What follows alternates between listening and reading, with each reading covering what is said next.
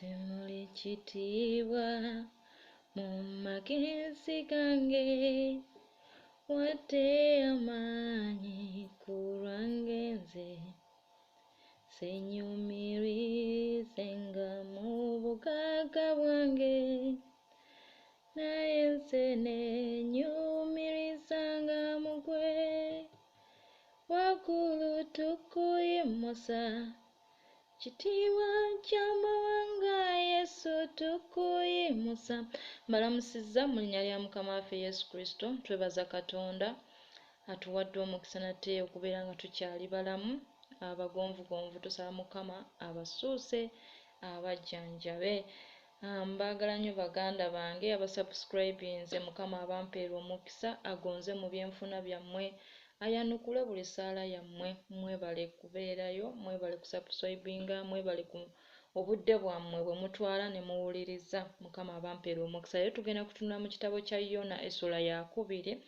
Tujja kuba tugisomako speed kubanga akasimu kange katono.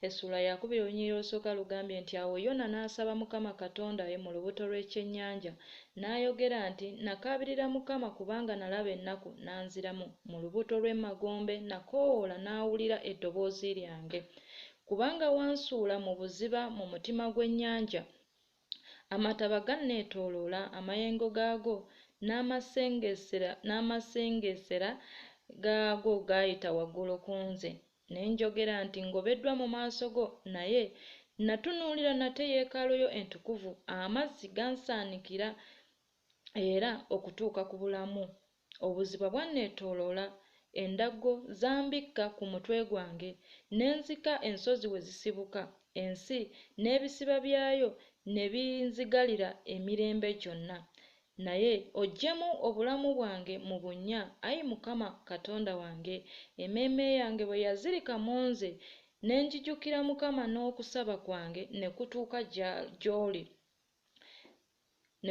gy'oli mu yeekaalu yo entukuvu. Abo abassaayo omwoyo ku ebyo eby'obulimba ebitaliimu balekayo okusaasira kwabwe naye nze naakuwa ssaddaaka yange n'eddoboozi ly'okwebaza. Naasasula obweyamu bwange obulokozi buva eri Mukama. Awo Mukama n'alagira ekyennyanja ne kisesema Yona ku lukalu. Essaala eyo Yona agamba yali mu lubuto lw'ekyennyanja n'asaba Mukama Katonda we n'akaabira Mukama ng'atuuse ng'alaba ennaku. Waliwo ebintu bingi, waliwo ebiseera bye tuyitamu nga mu butuufu twetaaga kukaabirira Mukama. Wandiba ng'olina akaseera akazibu k'oyitamu ng'owulira olemereddwa, owulira ennaku ekutuuse ku mutima, ng'owulira oyagala kunafuwa, oyagala kutendewalirwa. Yona yamanya nti ali mu lubuto lw'ekyennyanja naye yamanya omuntu omu ayinza omumulokola yali Mukama. So embeera gye tuyitamu etuyigirize okukoowoola Katonda. Wandiba ng'oli mu kyennyanja kya bwavu, wandiba ng'oli mu kyennyanja kya bulwadde, wandiba ng'oli mu kyennyanja nga bakamaabo batabuse, naye Yona agamba yakoowoola Mukama, yasaba ng'ali mu lubuto lw'ekyennyanja. So todduka mbeera eyo, wabula beera mu mbeera eyo okoowoole Katonda wo, kubanga Yona teyasobola kudduka mu kyennyanja, naye mu kyennyanja omwo mwe yasabira Katonda. Katonda alina eddoboozi eryogera n'ebyo bye tutasobola kwogera nabyo. Katonda alina eddoboozi eryogera n'ekyennyanja ekyakumira. Katonda alina eddoboozi eryogera n'embeera gy'oyitamu. Katonda alina eddoboozi eryogera ne bakamaabo abo abafuuse ekizibu gy'oli. Katonda alina eddoboozi eryogera n'omwami wo gw'otakyategeera.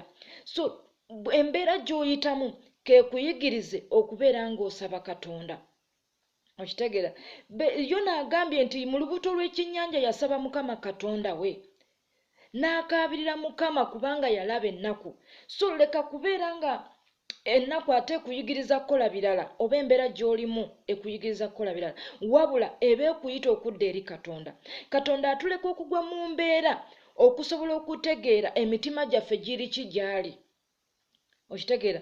Yona Katonda teyandimutegekedde ekyennyanja, yandibadde amutegekera embeera endala yonna olw'obujeemu bwe yakola.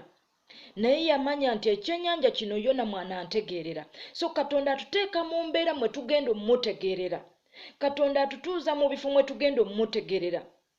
Togenda kutegera Katonda mu mbeera eri smoothly, togenda kutegera Katonda mu mbeera ennungi, wabula Mukama agenda kuteekako mu mbeera mugenda mutegeera nti Katonda bwe nsobola okubeera wano mu mbeera bw'eti asobola okundokola. So yonna Katonda yamutegekera ekyennyanja nga Mukama ayagala kulaga amaanyi ge eri yonna. So muganda wange tozirika, tokaaba tonafuwa olw'eyo embeera. Mukama ayagala kuwulira ddoboozi lyo nga limuyita.